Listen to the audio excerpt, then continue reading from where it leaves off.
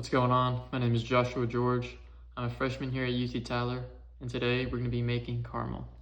I've got my ingredients here, so let's get started.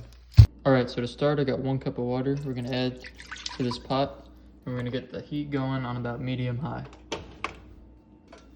And then we're going to go on with about 1 cup of sugar, so a 1-to-1 ratio on both of these. And we'll stir that in now. Alright, now that this is boiling a little bit, I'm going to pour a little bit into this cup for a sample. Alright, we've just transferred some of this into this cup. Now we're going to put this pot back on the burner and add the rest of the ingredients.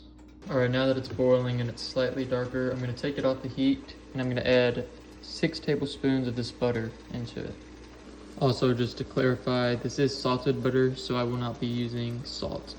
Here's 4 tablespoons. And then the other 2 for an even 6.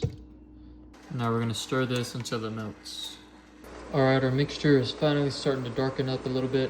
I do notice it looks a little bit watery, so we're gonna go in now with 1/2 cup of heavy whipping cream and mix that in. While our mixture thickens up a little bit more, I've got my simple syrup here. It's cooled off a little bit. I don't have a clear cup, so it's not as easy to see. However, there is a small yellow tint going on right there. Just one thing to notice. We're still starting to thicken up a little bit more. I have been keeping a timer. This is about 10 minutes exactly on the heat. I think I'll probably keep it about 5 more minutes and we'll see where we're at there. Alright, here's how we're looking at an even 15 minutes. I think it's going to be thick enough, so now I'm going to turn off my heat and we're going to take this off of the burner.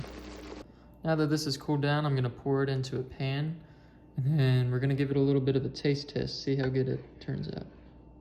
Alright, here we go. I got my little pan of the leftovers. And then I've got 1 hard candy of caramel. It is a little bit soft, but I think I would have to put it in the freezer for it to get all the way hard. So we're just going to go ahead and dive in and see how this tastes.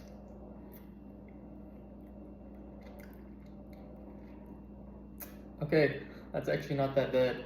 It is better than I thought it was going to be. I thought I was going to have a little more of a stronger butter taste. But it's actually pretty sweet. I might actually keep these and eat the rest of them. I'll give them a 8.5 out of 10.